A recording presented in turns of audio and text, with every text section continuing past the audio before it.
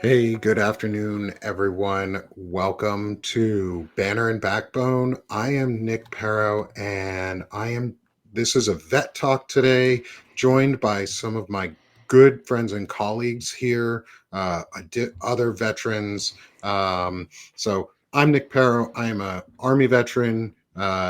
Sergeant, got out. I was in human intelligence collection, and I am a trained interrogator. Just to preface this conversation about who I am and what my experience is, I went to Afghanistan in 2014. I was trained to do interrogations for detainee operations at Bagram Airfield. I did not do those, however, I did on-base processing and in-field detained individual management and biometric collection. So I understand how detainees and detained individuals of unknown statuses, such as we'll get into it in the conversation, of people who are unknown statuses. I know how to handle them properly. So welcome. I'm Nick Perro. That's my introduction for who I am. I'm co-founder here at Banner and Backbone. Melissa Corrigan is the next person I'll introduce. She broke an incredible story this weekend, and one that we're going to talk about, all about it, today. She's going to lay out a bunch of facts and information. Melissa Corrigan, coming from Blue Amp Media today. It's really good to see you, Melissa. Thank Welcome. How are you. you? Before we Great. introduce our incredible guest. Great. And I'll give the same background so everybody has a frame of reference. I was an IT2 when I left the Navy. I had a TSSCI clearance and was the crypto tech on board the Eisenhower. So I was responsible for the receipt and management of high side message traffic as well as crypto materials. So that feeds into this story to a degree. Thank you, Melissa. Glad to have you with us. And next, and welcome back for another Vet Talk with us.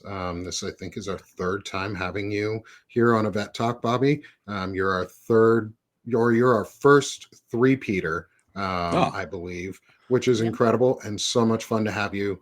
I'm so glad to be joined by retired Commander Bobby Jones, who is the president of Veterans for Responsible Leadership, and has a wealth of knowledge and background from the Navy. Bobby, it's good to see you, sir. thanks for having me, Nick and Melissa, and I cannot tell you, for those in the chat who are listening, you cannot ask for better subject matter expertise based on what the heck is going on right now. Because, bottom line, I did a 22 plus year career in the surface Navy and all this other kind of stuff. So yeah, this is right up my wheelhouse too, to include command of a Riverine squadron, but understand something here, people. Information is a weapon, and the restriction of it or the withholding of it, no matter if it's classified, confidential, whatever you want to label it, is significant. And what we're dealing with right now is information warfare. Forget the kinetics for a second. I want everybody to just focus on how this current Secretary of Defense, and we're going to get into the timelines and stuff like this, is cavalier with information 1 second and then restrictive the other second, depending on the wants and the needs of the administration. And it's almost regime-like. So that's just my opening salvo. I just want to make sure that y'all are aware that we got subject matter experts on that. Good. Bobby, thank you for joining us, because I have some questions for you. As someone I'm the only non-Navy veteran here. I can say I do have family who is Navy, and I'm proud to say that, even as a soldier who was in the Army. Go Army over Navy. However, I do have connections in the Navy, and I appreciate the work and the service that you all do. And I understand some of the hard missions you all go on that we didn't, in different ways. So thank you both for being with us, or with me today. Thank you both for coming on and having this discussion. I want to hand this over to Melissa for a little while, and have her lay out the facts, because Melissa broke a incredibly important story. As I was saying at the beginning of the show, She broke an incredibly important story this weekend, and I'd like to make sure everybody knows what the truth is. Simple, hands down, from Yep. the source that broke it. So, Melissa, Absolutely. please take. Yep. Thank you so Thank much. you. And So I I'll just will lay also it. put the before you get in, I will put the QR code up for the article to replace the Mm. Feeding Yes. America one here in a moment. Mhm. So the QR code next to my head, I actually pointed in the correct direction this time. Next to my head, that QR code is going to be for Melissa's article here in one moment. So take it away, my friend. All right. So I'll just thing happened and get into the material that I received. So late at night, I was in bed on October 20th. I got a message and signal from a source that I have in the DoD, and he transmitted a document with no caption, no anything. He just said, "You need to see this." After he sent it, I opened it up and I read through it 2 or 3 times and was absolutely flabbergasted.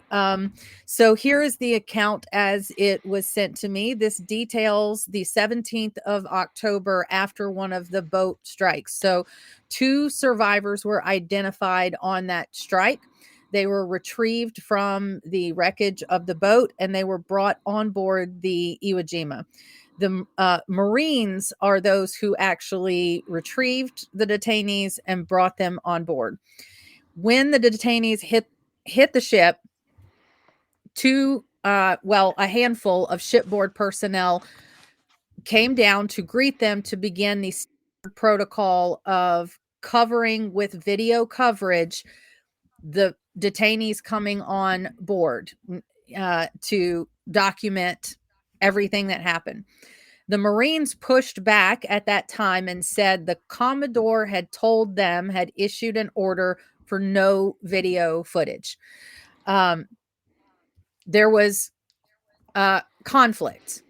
The shipboard personnel for the Navy pushed back. There was some back and forth.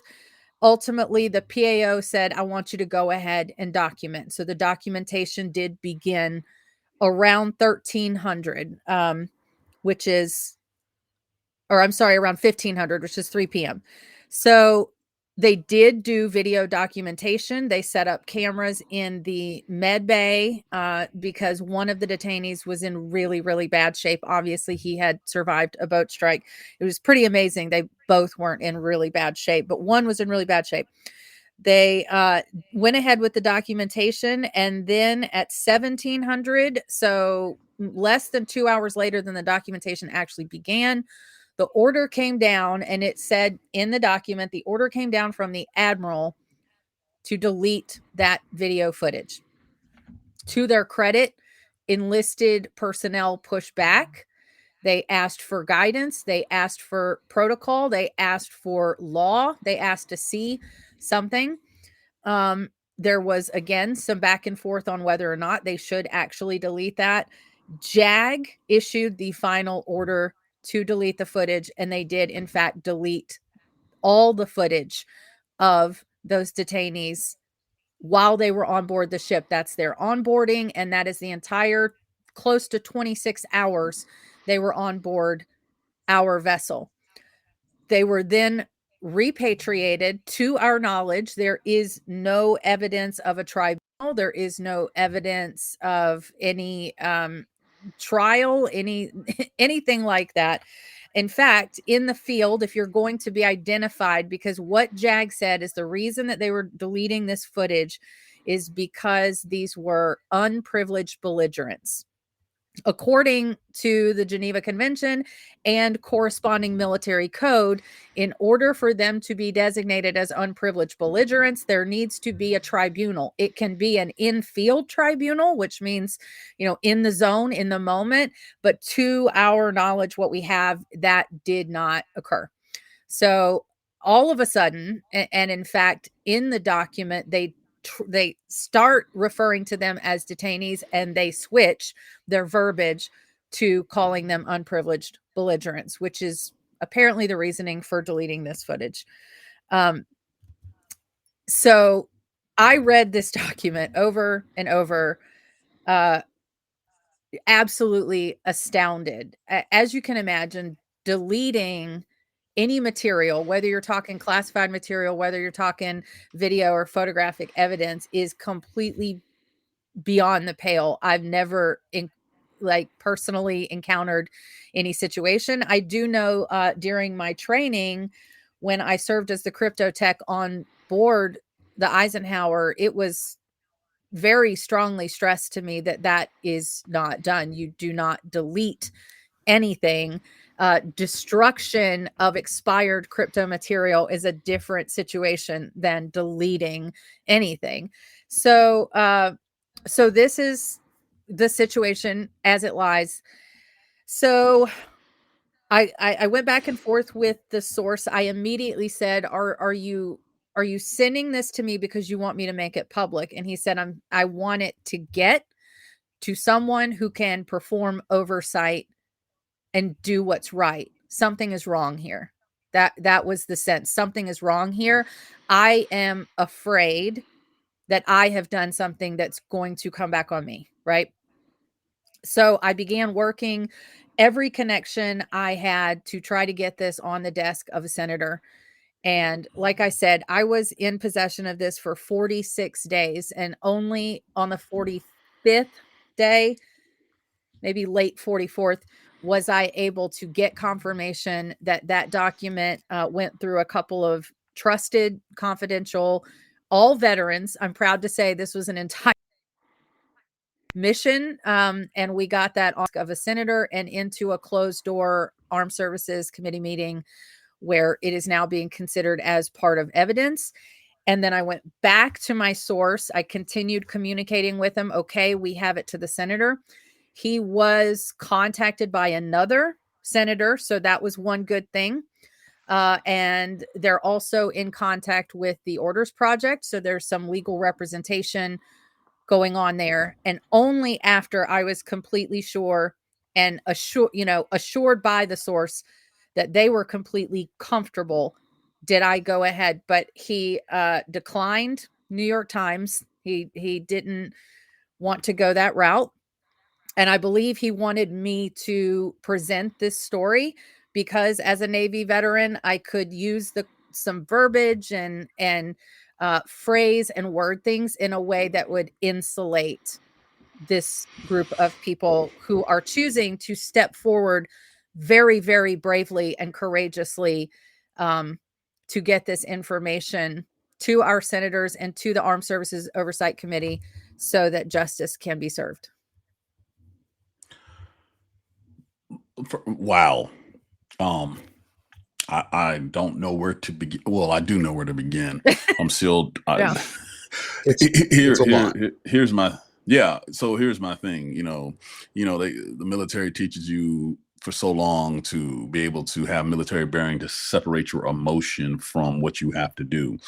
And literally since retirement, this is about the first time where I feel like I have to do that, dealing with military issues, because the blatant disregard for not just Geneva Conventions, but the United States' own protocols. Blatant. And I know people on the EWO, it's mind-boggling because I know those people would be like, what do you mean we got to do this, that, and the other? And so, Melissa, let's start breaking this down. First of all, the first boat strike was September 2nd. Okay. First time the Southcom JAG, Judge Advocate General, complained about what was going on was the same day, September 2nd. Admiral Halsey, the four-star that was in charge of Southcom, who resigned, he resigned, and this is key for everybody to take a look at, October 16th. This strike happened the next day. Well, now I have to also add that now Mhm. I was given information late last night that there is actually some confusion on when that strike actually happened. And there apparently has been something floating around that potentially this strike happened on the 16th, which makes everything with the Admiral that much more interesting. Makes total since. And that is why I wanted to bring up that date, because everybody's going to be looking at this as a strike, this, that, and the other. I want people to look at this from the standpoint that the United States military, the United States Navy in particular, its organic moral fortitude was to say this is wrong. Up and down the chain of command, from the 4-star admiral that was in charge to whatever rank and rate that the person that got you that information understood that this is wrong. Forget JAGs, forget lawyers. They knew immediately that it was wrong. And so Admiral Halsey does the only thing he really can after months of pushing back against this thing even happening, these things happening, and the literally boot on deck plate saying, this is ridiculous. This is absolutely ridiculous. The lowest ranks of our people who actually process and do this for a living, who are trained to do it. Now, the other thing that I want to highlight, if we go back to when HEXF took over, the first thing they did was fire the JAGs that were at the top of each branch of service. What people don't realize, though, there's a trickle-down effect. Mm-hmm. There are other people who have been highlighted, targeted, et cetera, et cetera. It is not a coincidence that the order, based on your reporting there, Melissa, that said, hey, delete footage, came from the legal authority of someone whose entire chain of command could be compromised. Right. That is not a coincidence. Right. Because this, and this is the thing that I don't know what mainstream media is doing, that, you know, they talk to all these admirals and generals, 4 stars, blah, blah, blah. Maybe they need to talk to some cats that boots on the ground like you guys, right, and even myself to a degree. Because here's the thing. This is a systemic ripping apart of all the fail-safes and checks that the United States military has to avoid being compromised or even appearing to be compromised. Right. Think about that. You the people that you go to for legal justification, completely wiped out and put back into with replacements. Tim Palator, who I served with on USS Normandy, okay, when he was a swole before he went to law school. This man's in uniform talking about how the senators that did the video could be, you know, we should recall Mark Kelly, but you're in uniform. You have no business even making that statement. Right. But because you're Pete Hegseth's personal lawyer, you're compromised too. So the entire legal chain of command that will sit there and say this is a legal order or not, wiped out. And Hegseth told you that's what he wanted to do when he got those generals and admirals together in Quantico and referred to rules of engagement as stupid, yes, and woke.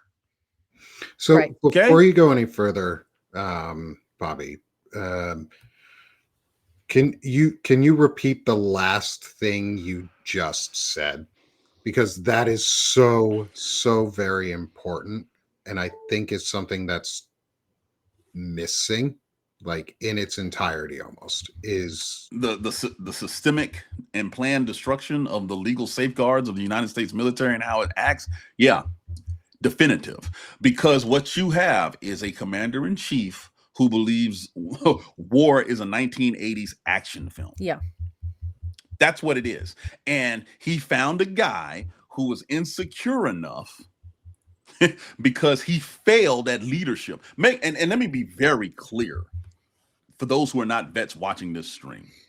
To be an 04 major infantry officer, I don't care if it's guard, I don't care if it's active, I don't care if it's reserve, to be an 04 and not get company command because you suck is terrible.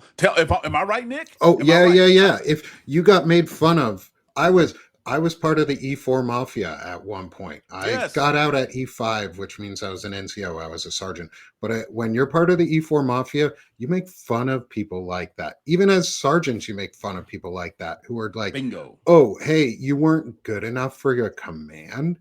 Like, you weren't even good enough to like do that. You were so bad at your job, they wouldn't even give you like 20 soldiers to command, 50. Exactly. Like you're too bad at your job. He sucks. He really does. But so when he was giving that speech to, the admirals, generals, and senior enlisted of the entire United States military, what an insult. He got to a point where he was talking about this is the type of rules of engagement that I wanted when I was leading, and he had to pause because he wanted to say company, but had to say platoon. Yeah. Go and look back at it. I was like, yeah, you SOB, you know you weren't good enough. The United States Army said you were a bad leader before the rest of the world figured it out. Mhm. So when you look at that, when he made that speech and referred to rules of engagement and tried to politicize the constraints and the restraints that the United States military puts on itself to be within the Geneva Conventions, to be within United States Code of Law of Armed Conflict, all of these things that generations, by the way, of military members have actively not only executed, but been able to be mission effective, is mind-boggling. It's planned. It's planned. Trump said it while he was running. They get Hegseth, and the first thing they do is remove the legal barriers, and as they put in the official statement, the legal constraints and barriers to what we want to do.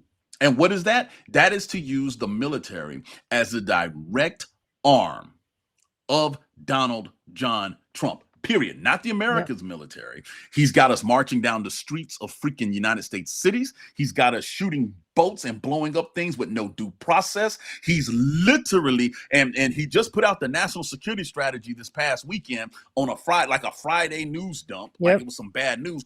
Why? Because he is the first president in 10, count them, no, I'm sorry, 11, to sit there and say, we don't care what Russia does. Hey, Europe, pick up your arms and defend yourselves, because that worked so well the last two times they did it. Right.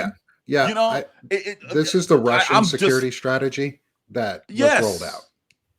Yes, absolutely. And telling Europe to, hey, go ahead and get your weapons, go ahead and form your little clusters again of alliances, and hey, good luck to y'all, because World War I, that's exactly what happened. World War II, that's exactly what happened.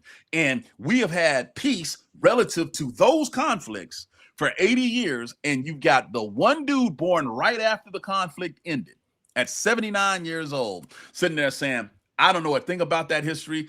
I know that I want to make money. I know that I'm transactional. And I know that at this point, you cannot tell me that Putin does not have some type of compromising material on this man, right? There's no way you can convince me otherwise that, hey, United States, the Cold War, everything that you did, we're throwing out the window. The freaking millions that died to create this peace, throwing out the window. Whatever Russia wants to do, we're cool with. How does that relate to Venezuela? It relates to Venezuela because he is enacting the Monroe Doctrine 2.0, which is one of the reasons the United States was left behind internationally from the first place, and most importantly, became targeted in World War II because we were like, oh, it's not, we're isolationists. It doesn't work, especially in a globalized world, a globalized economy. But Venezuela is him trying to reassert that all that matters is our backyard, and all that matters in that backyard is where all the oil fields are, and all that matters is we can prosecute and persecute people that are brown who are in charge of those oil fields. It is all connected.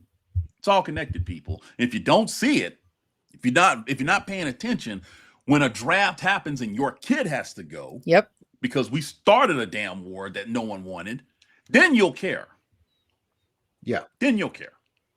It's the strategy that is going on right now.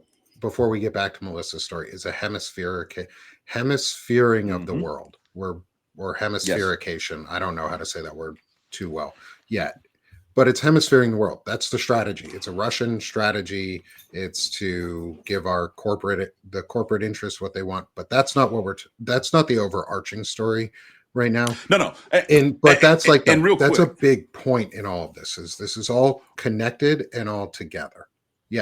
Connected. But then here's the other piece, Melissa. And I want to, because first of all, this is brilliant reporting you've done. I'm sorry I went on my rant. I need to hammer.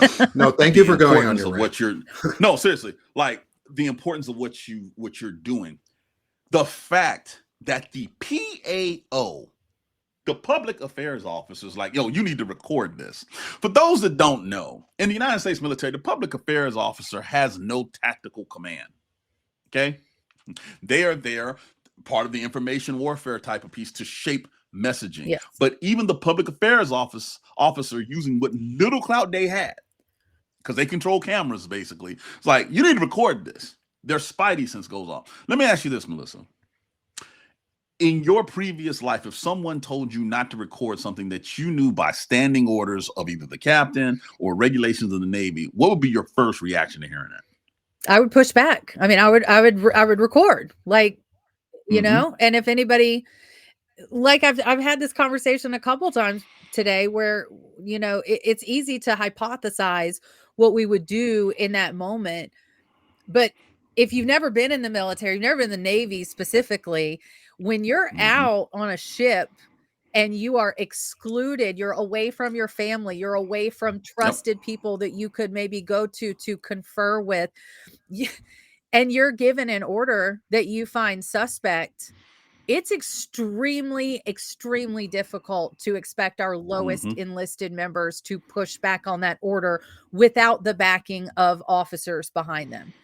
It's virtually impossible, because you're asking them to either openly defy that order and say no, at which case they may be thrown in the brig, or to compromise what their own moral and ethical beliefs and to go ahead and follow an unlawful order. And it's just a really disgusting place to put enlisted people. I can't stress enough that the trickle down toxicity of Pete Hegseth has reached the bottom ranks.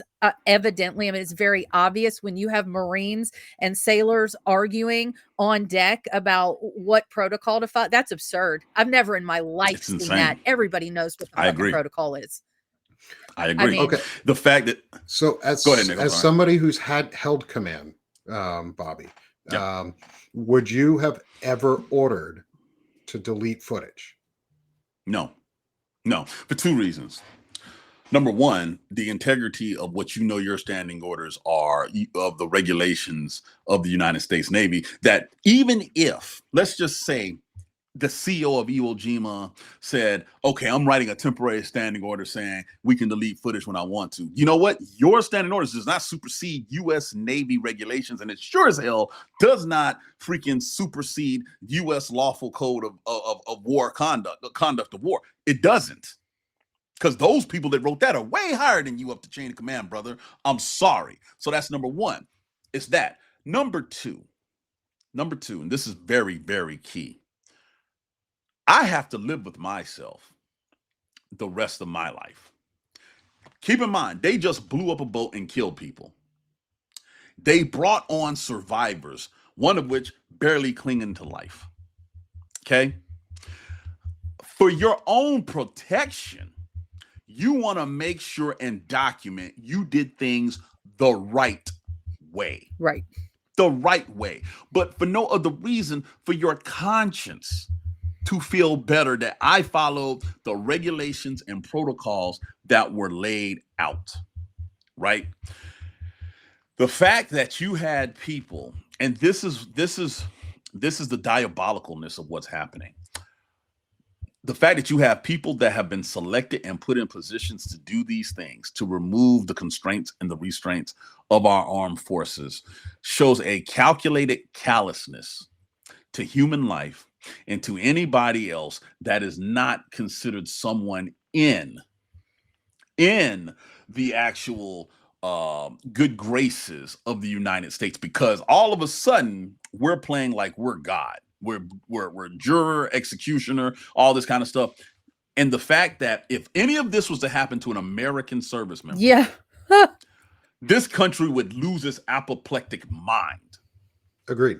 And that's the litmus test, people. If it happened to an American sailor, if an American sailor on one of my 34-foot patrol boats in the Riverine Squadron got blown up, 2 of them survived, and then we do this, what would be in store for the country that did that? Right. What about even a civilian? Because we're not, in my opinion, and this is my opinion, is we're not legally we're not in a legally declared state of an armed conflict, because Congress has not appropriated the funds or had any evidence produced for the initial strike. Initial strike is what we should be only talking about at this point. It's like there's been 85 deaths or more since then, and 20 something strikes. Like, how is this?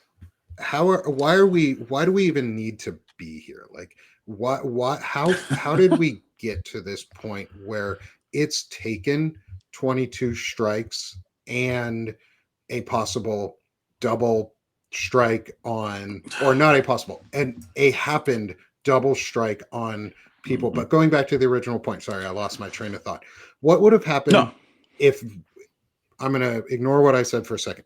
What would have happened if this had been a civilian ship, just blown out of, let's say, any civilian boat, big mid-sized boat that's just off the Mexican coast, let's say off the Mexican coast, and Mexico decided to blow it the fuck up with civilians on it, what would we have done? And then said, oh, they're drug runners. What would we have done as a country?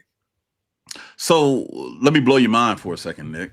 As far as the world is concerned, they are civilians.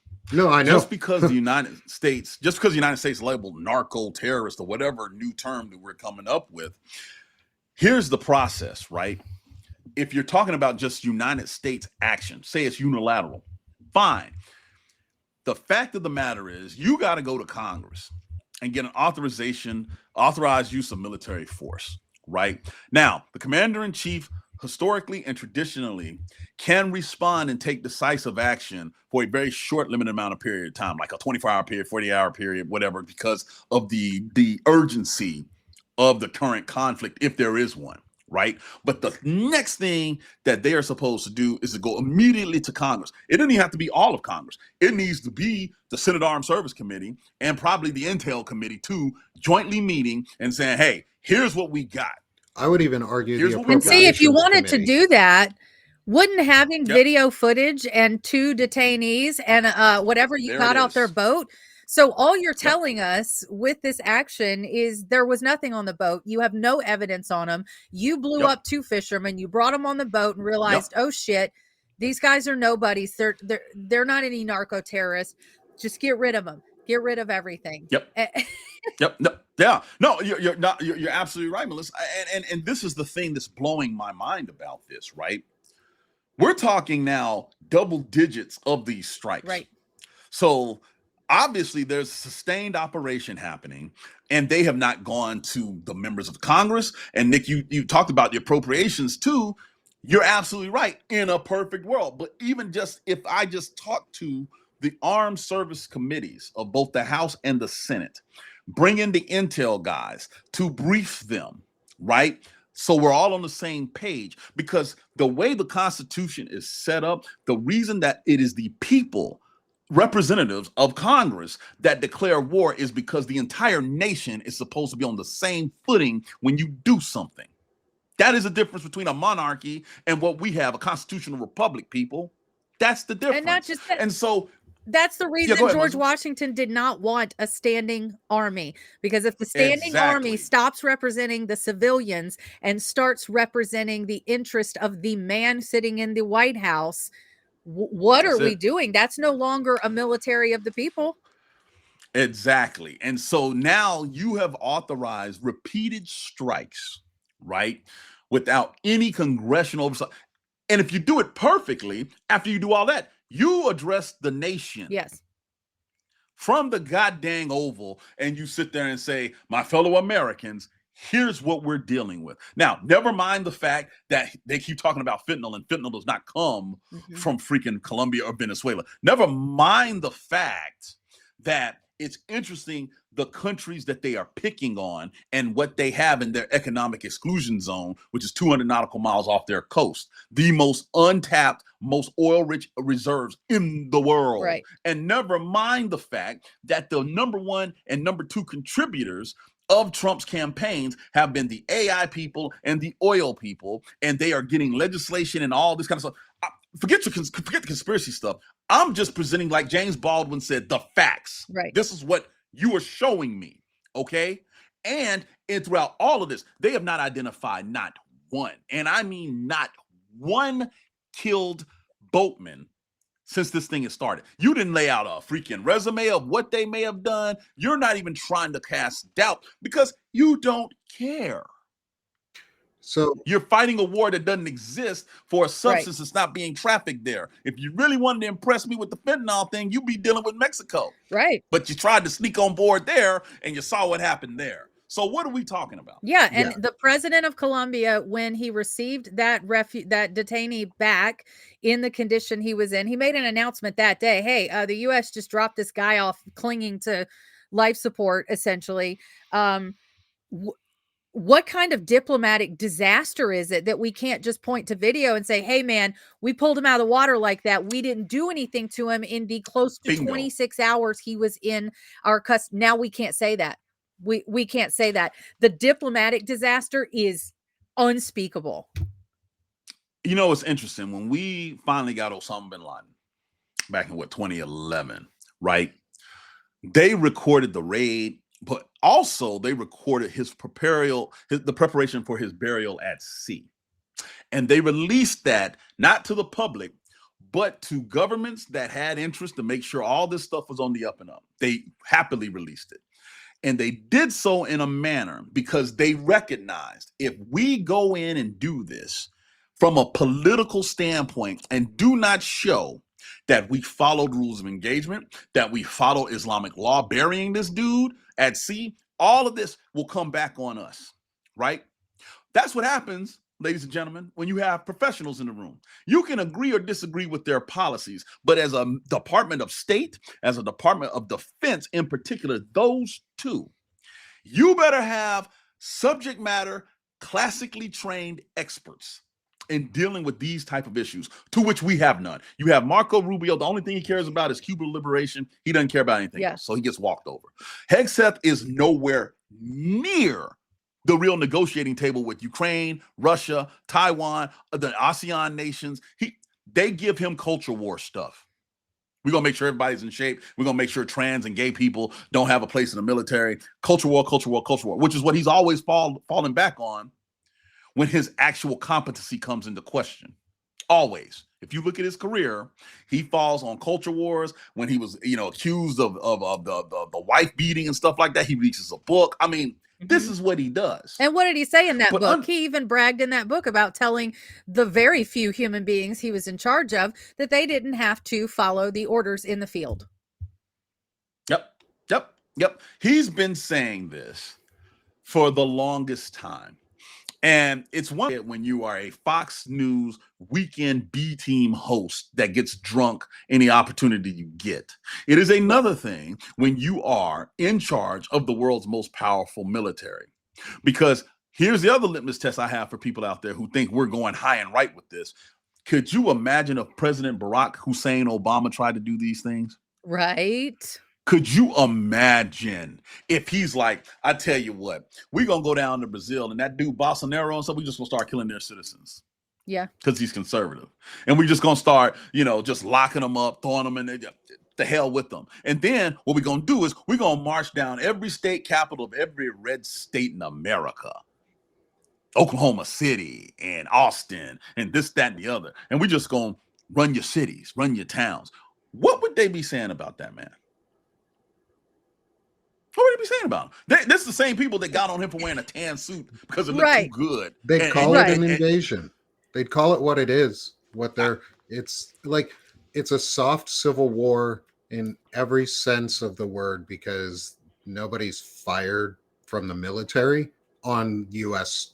people, citizens, totally yet that we know of. But we have citizens being detained. We have service members being fucking detained right now. Service members, just because they have a Hispanic last name and they don't look white.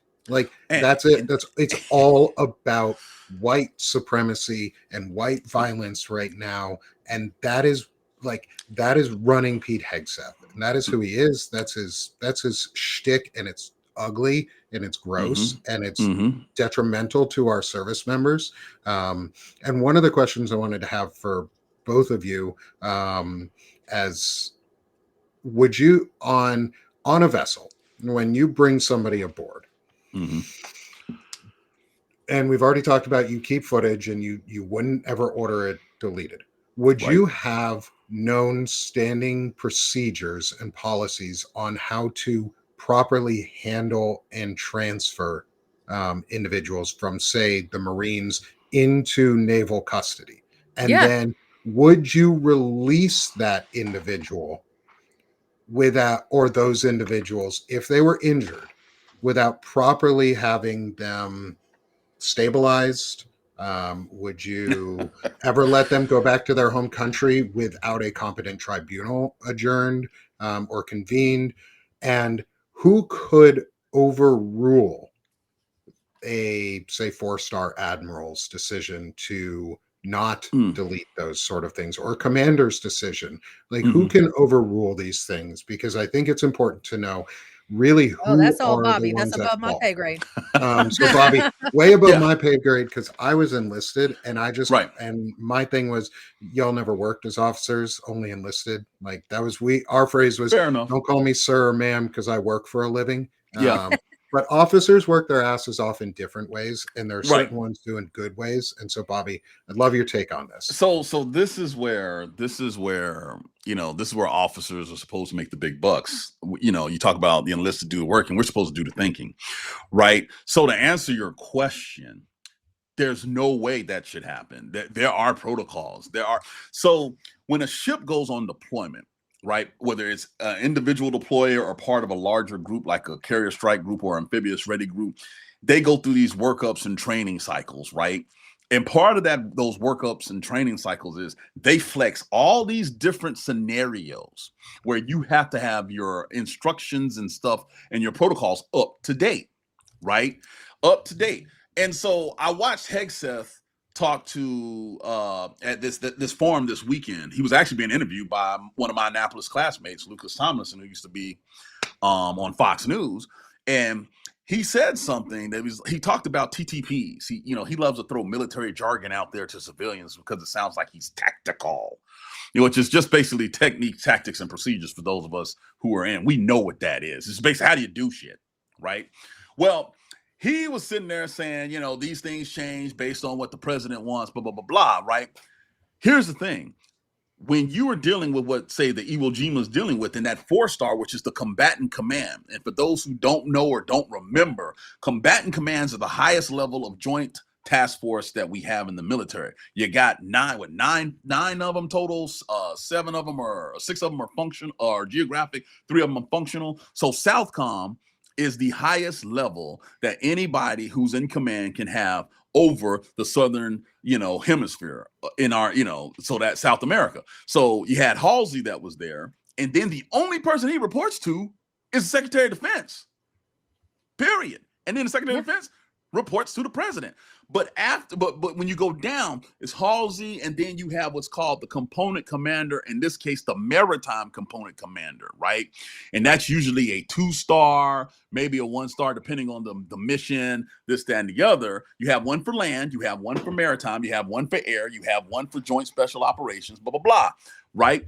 And then you get down to, depending on the mission, the Iwo Jima's actual commanding officer, and then the departments. By the time it gets down to what Melissa is doing, as a crypto, say a second-class petty officer, that's E5. You've got 6 different layers of command above you, right? Now, here's the thing, though. You have an operational chain of command, which is the trigger pullers, and then you have the administrative that deal with the man, train, and equip. What's interesting about the legal side of it is they deal with both. They kind of bridge both of those chains of command, right? The legal JAGs have the authority to jump in and be like, hey, you can't do that on the operational side. Or when you do the administrative stuff after you get a detainee and they pulled out of operational forces, be like, hey, these persons have these sorts of rights, which is why the JAG thing was the first thing they went after when they took over. That, ladies and gentlemen, is not a coincidence. And so when you can control the JAG Corps and the people who say what is legal, you're effectively dealing with and destroying possibly 2 chains of command that the military needs to operate. The problem with this is when you are trained to go to that JAG for legal advice, and now they're overruling what you were trained on your entire career, the crisis of conscience happens. That's what's happening. And so could you say no? Could that E5 say no? Could that second class petty officer with them 2 chevrons that they worked and busted their ass to get do it? Yes. But they could also go to captain's mask because of it, or Article 15, as you guys saying on the land side, right? And lose all of that because they did the right thing. And so by Halsey, the 4-star saying, deuces, I'm out, y'all are wrong, he is trying to not only stop the madness and call attention to it, but he's leading by example. What a concept. Leading by example, saying, if my 4-star 40-year career has to go in order to keep the standards of the United States Navy that we've had for 250 years in place, then so be it. And everybody beneath me needs to take note. And I'm going to say this too. It is not a coincidence to me, as someone who knows that man personally, because there's so few black officers that become senior and get scrambled eggs on their hat. We all know each other. That man is a black man that did this. Okay? We're used to standing up when everybody else wants to sit the hell down. Period. That man went to Morehouse College, the same college that Dr. Martin Luther King went to, that Benjamin Mays went to, hell, that Samuel L. Jackson went to.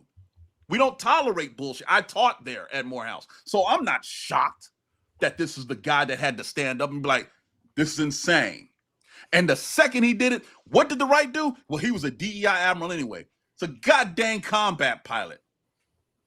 Okay? It's like, this is, look, America's soul is at stake with this administration. Yes. I'm not going to sugarcoat this anymore.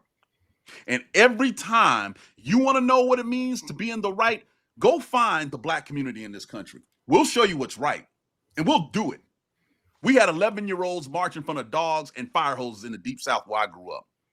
So to have a man who's from Fort Valley, Georgia, who rose to the rank of a 4-star when people told him he shouldn't even be a pilot, be the one to say, no, this is not the standard, I'm not shocked.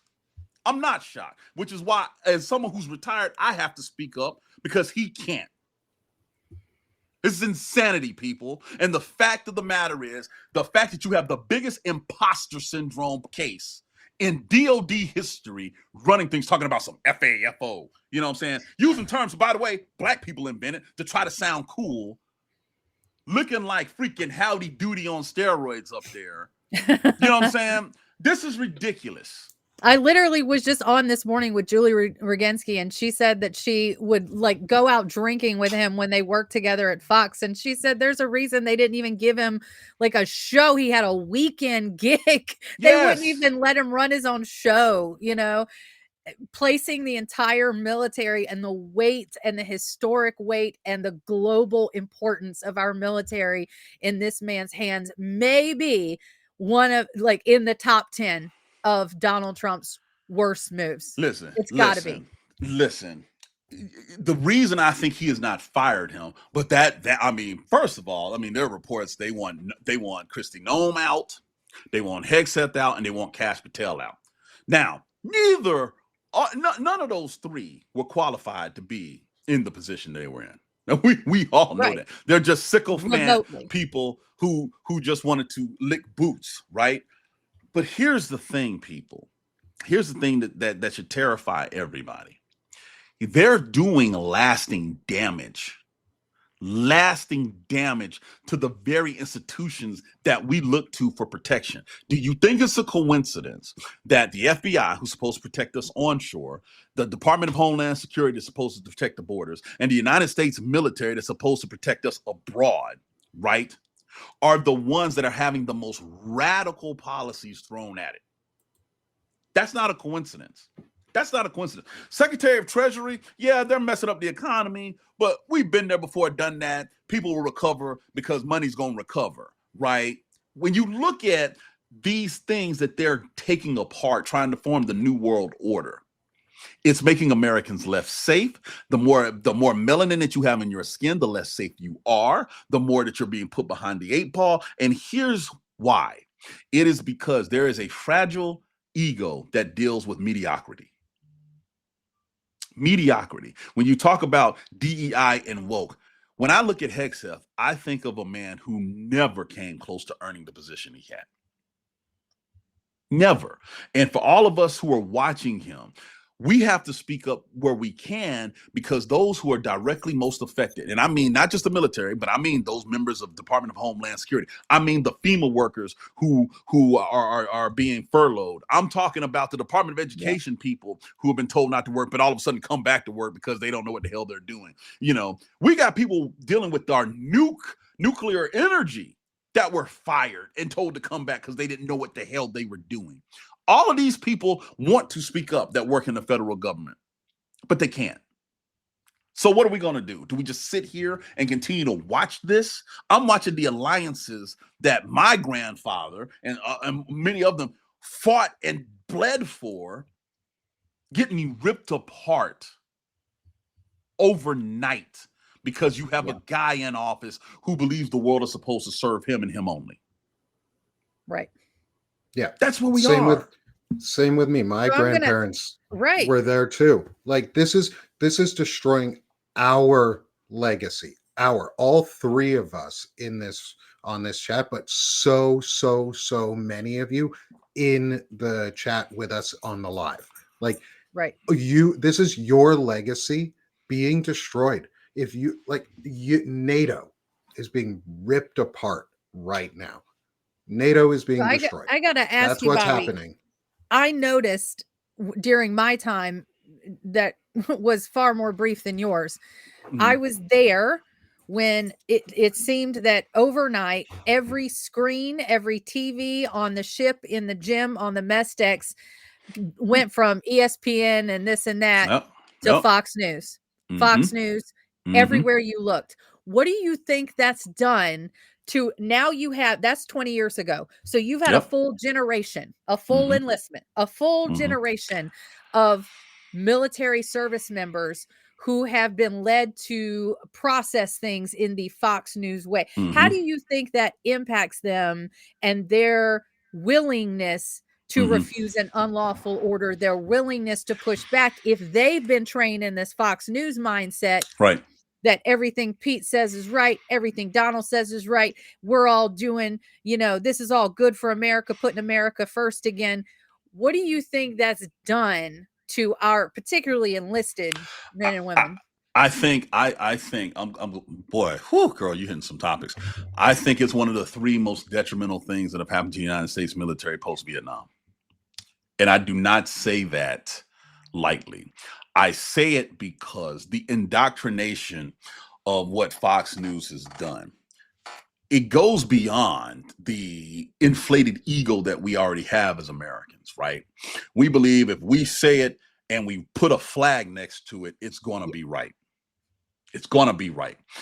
But most importantly, it has given a generation of military members, federal workers, anybody that's supposed to be working in government, supposed to be helping others, it's given them this righteousness of groupthink that is eating at the core of being able to assess things for what they are.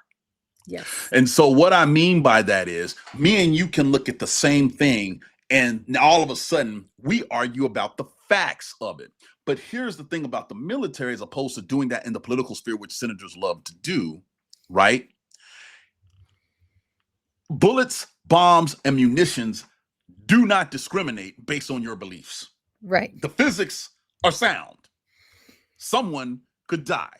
It's like, so when you don't know how to assess the situation, and I'll give you a perfect example of this, right?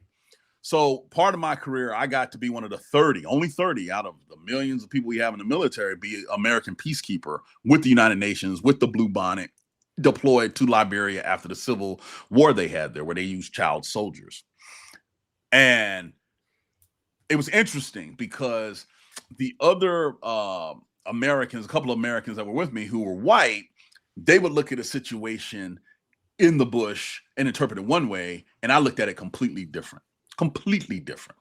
And when a trouble spot would pop, they would always send me because there was this other layer of experience that I had.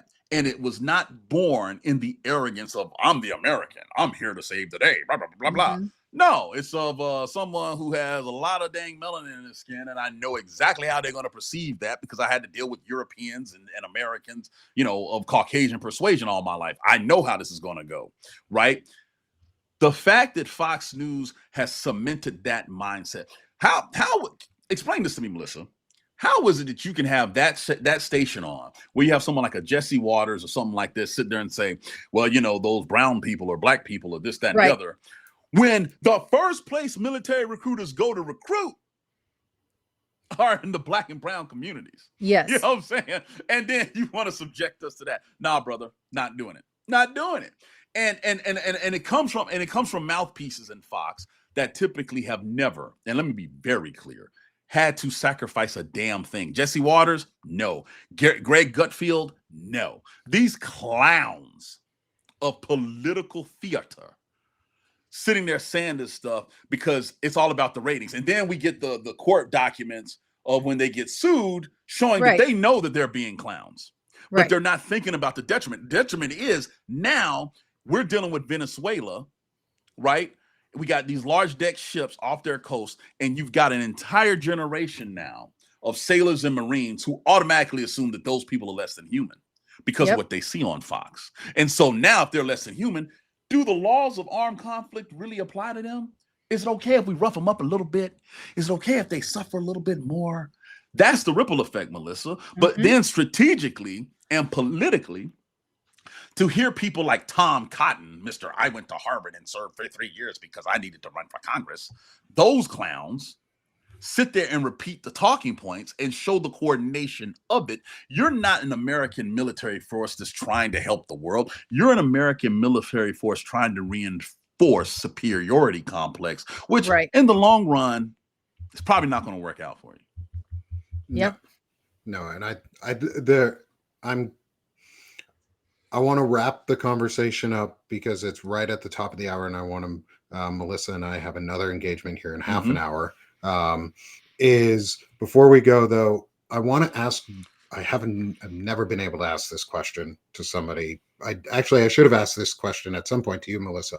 Is in this chain of events on a Navy vessel, because I was an Army interrogator. We had a very specific spot and role and when we could do interrogations, when we could do field operations, when we were authorized even to ask questions in the field. Like we had to be authorized that on a vessel like this, say the USS Iwo Jima, where these two men were detained. Oh, sorry, camera's doing weird things. Where these two men were detained and then released from.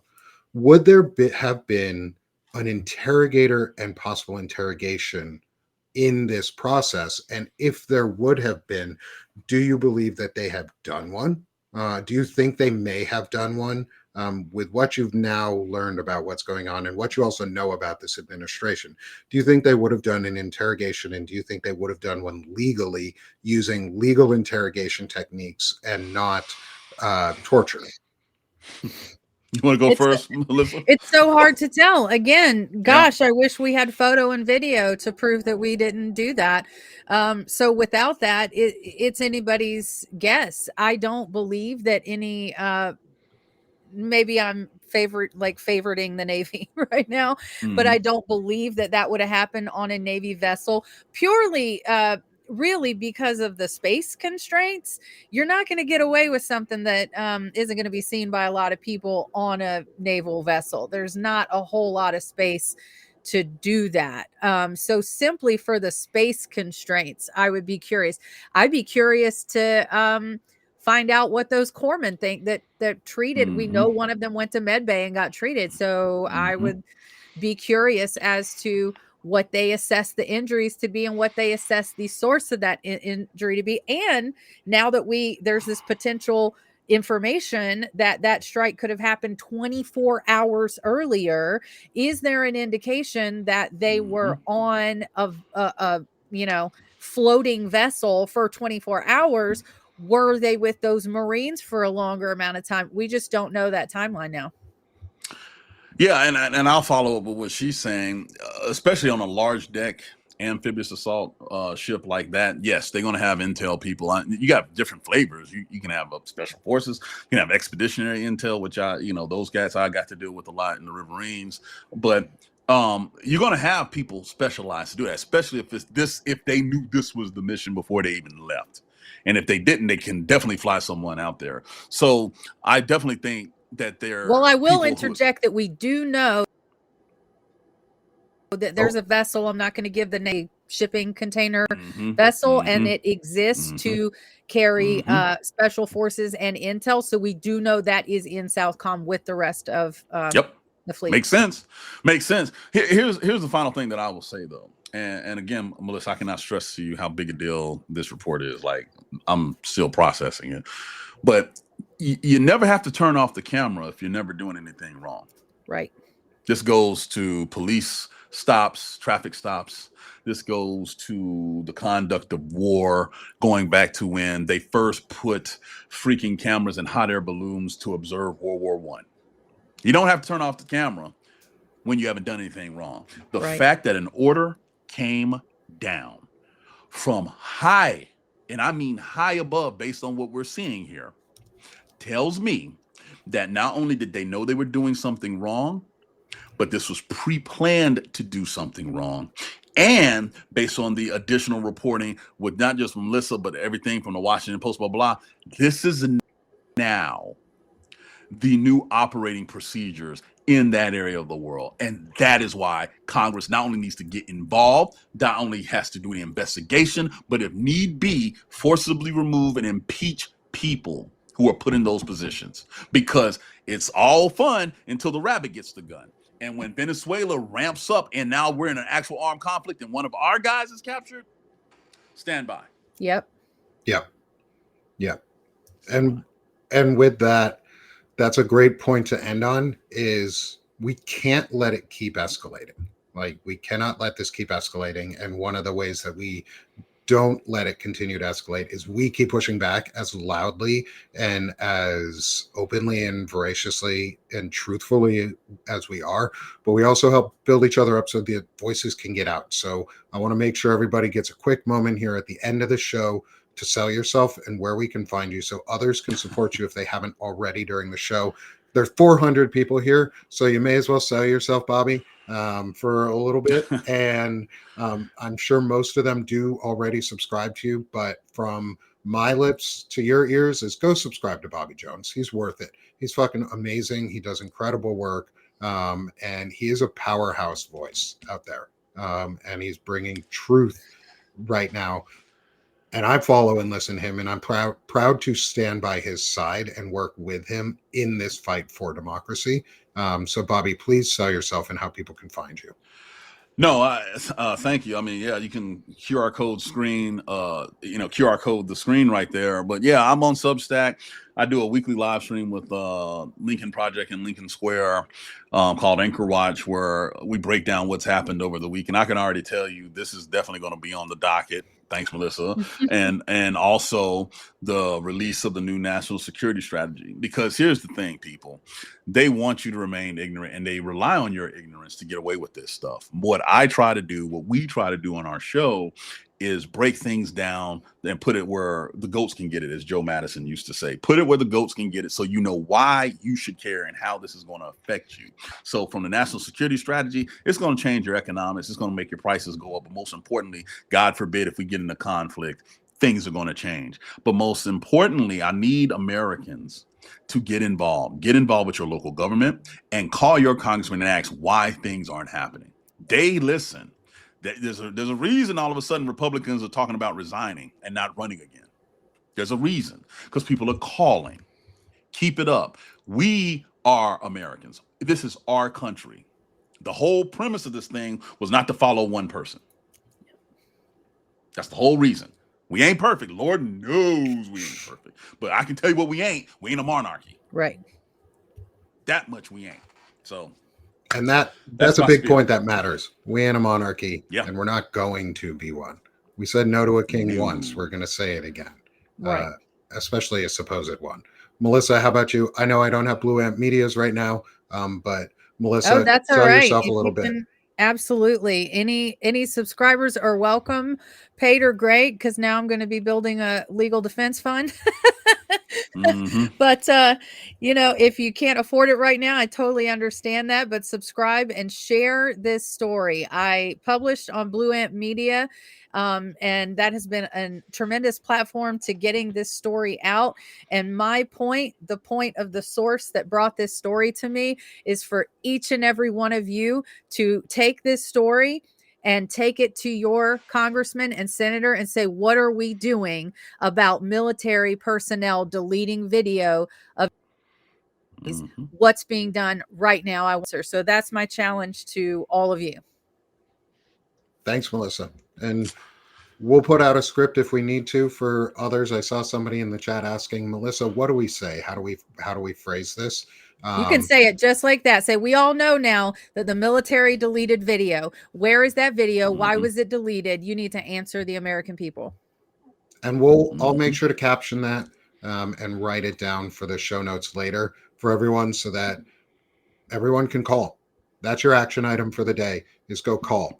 Support Melissa, support Bobby, and then if you've got time, come support Banner and Backbone so that we can bring you more of this. And I'm Nick Perro, and I'm not going to sell too much today on Banner and Backbone itself. For the rest of it, I think it's more important for Bobby and Melissa here. But come support us if you need to, or if you can. This way we can bring more interviews like this. We can get more stuff out there. I'm going to be putting more information out in some new articles around the law of maritime war because I'm going to bring myself up on that one specifically because I was in the Army and I left maritime war to the boat sailors. You guys get your water time. We had our land time. But come support us here in Banner and Backbone, where issues like this are real and important, and we want to continue bringing them. So thank you, everyone who's in the audience with us. Also, thank you, Bobby. Thank you, Melissa. I appreciate getting to talk to the both of you again, and seeing you guys do all the work you are doing is incredible. So please keep it up. I truly appreciate being a part of this community and getting to work with the both of you. And hopefully we're elevating your messages and getting them out there to a broader audience so everyone can see the truth and we can make an impact, because we need a more perfect union. So let's go get there. And maybe we could take out In God We Trust away and do E Pluribus Unum again, because out of many, one. And that's what we are a nation of, is out of many, we become one great nation, not like this. This ain't the way. So have a great afternoon, y'all. You'll see Melissa and I again here soon. Bobby, thank you for joining us. I really appreciate your time and hanging out with you. No problem. Thank you for having me, guys. Yeah, I learned a lot today. And everyone, hopefully you learned something in the audience. We'll see you again soon. Have a great afternoon. All right.